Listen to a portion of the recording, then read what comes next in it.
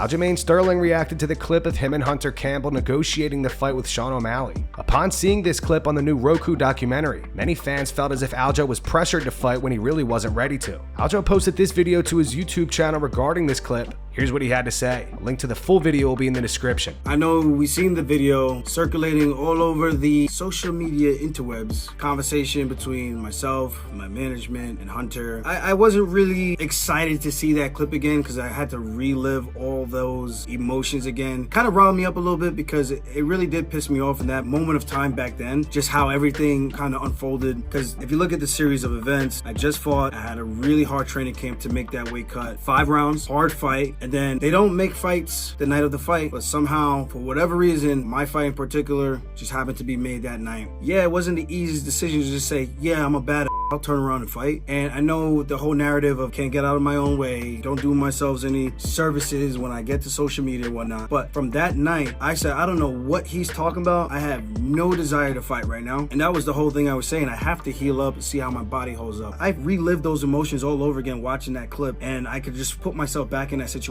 being in that room and feeling like, yeah, you're telling me no and I could sit out, but then you're also telling me, well, if you don't fight, then you don't fight for almost a year. And that's not cool either. So you almost tie my hands behind my back. But I take the path that I was like, you know what, I'm gonna roll the dice because my teammates, my managers are all pushing me to do it. Alex Pereira gives a fan a Poetan tattoo.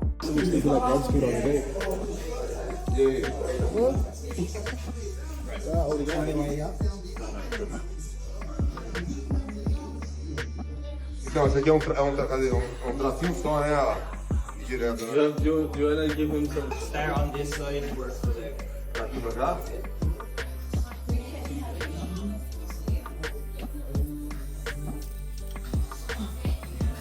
It's a natural. It's a gentle touch.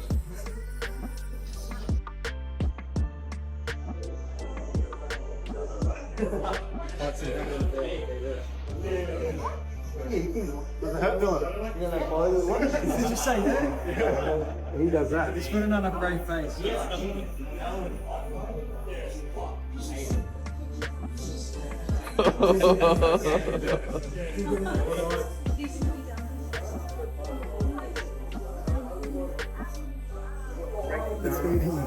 can tell it's here.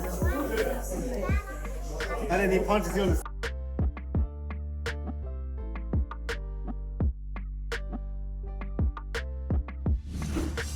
Rampage Jackson, Luke Rockhold, and TJ Dillashaw discuss how much Dustin Poirier pulls up his shorts when he fights. We get a count on how many times Dustin Poirier pulls his shorts up. It is Unbelievable! That was bothering me. Wait, why was that bothering you? I used to wear shorts, and I had that problem of pulling my front leg all the time. And I stopped wearing shorts because of it. I started wearing tights, so I can't pull it up. But why does it bother you, though? Insane. Is it uncomfortable? Why does it bother you? It's just a To habit. you or him? It's just Yeah. No. It bothers me watching him because I feel like if I'm fighting a guy, he's constantly pulling his shorts. I would time that. Yeah, I mean, he did. He got hit a couple times, didn't it? I'm a weird fighter. Stuff like that bothers me. It bothers me because it's like, as a fighter, if you're trying to be the best fighter you can be, why would you wear something that compromises? TJ used to wear shorts and then you would have to do that? I've seen myself doing it. Watch my early fights, Ultimate Fighter days, and when I first started fighting in the UFC, it's just like a habit you do. I don't know why you do it. You start pulling your shorts up. But I do it with my front hand all the time. It's like, I'm gonna stop wearing shorts.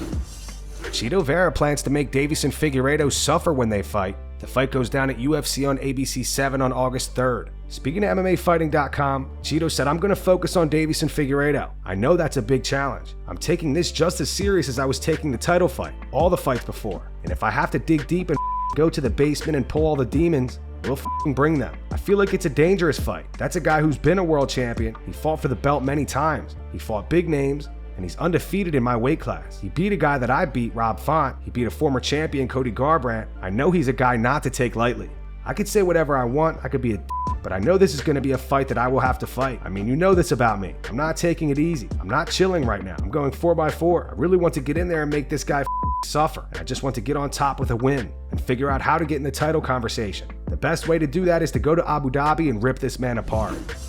Dustin Poirier discusses whether or not he's retiring. Dustin made an appearance on the MMA Hour with Ariel Helwani. He said, I still don't know. I can't say I'll never fight again, but I just don't know the reason. What am I going to fight for? To get into a battle? I love that, but I've taken some lumps over the years. It has to be for something, and maybe that's something I'll realize in the coming weeks, but I'm just taking it one day at a time. I'm leaning towards being done, for sure. Especially with getting the title fight. How many more times would I need to fight to put myself back in position to fight for the world title? I don't know. And like I said, I'm not going to do it again. I'm not going to fight 5 more times to try to earn another title shot. I'm in a weird spot, and I don't know how to explain it or what decision to make. I'm just taking it day by day and seeing what comes with my mind changing and just to see how I feel. The only thing that makes me not want to walk away is because I know I can still compete with these guys, and I feel like I'm still getting better. It's not like I'm slowing down that much or age is catching up with me. My reaction time is still good, I feel good, and I know I can beat these guys. And say I do leave, a year from now, it might not be the same if I ever try to come back. I'm scared to miss what I have left to give,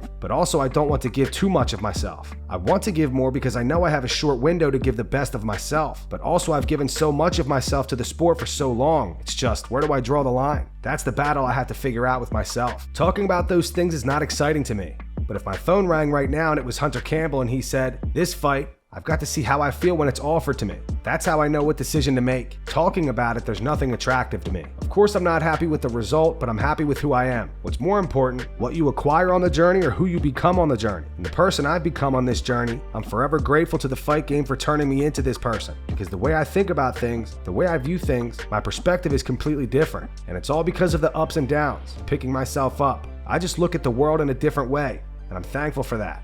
I'm in a great spot. Everything happened the way it was supposed to happen. That's the thing with my mindset moving forward after these past few fights. I wanted to win. I prepared myself. I was ready to win, ready to sacrifice it all, do what I had to do to get my hand raised, but I lost and that's life. What do? I wake up the next, pick myself up, be grateful my feet touch the floor, and attack a new day. If it's for me, it won't miss me. It wasn't for me that night.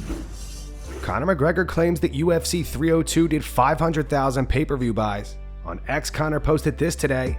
He wrote 500,000 pay-per-view buys 302 done. A nothing burger. Conor deleted this post in only a few minutes. And that's going to wrap it up for the news. Thanks for watching. For daily MMA news and content, subscribe to Full Mount MMA and click the bell icon to be notified when we post videos. Here are the 3 top comments from last video. First one's from Franco Last 9834. It's in reference to Merab Dvalishvili saying that Shavkat Rakhmonov could not beat Joaquin Buckley. It says Shavkat is undefeated with a 100% finish rate. Merab high as a kite if he thinks Buckley is winning. The second one says Jamal took that long to respond because they've been teaching him how to write again after that KO. And the final one's from Patrick James 163. It says Tony Ferguson is the type of guy to have MMA retire from him rather than him retire from MMA. Those were the 3 top comments from last video. If you want to be featured in the next one, all you have to do is comment down below. And if you missed yesterday's news, click the video on screen right now to get caught up.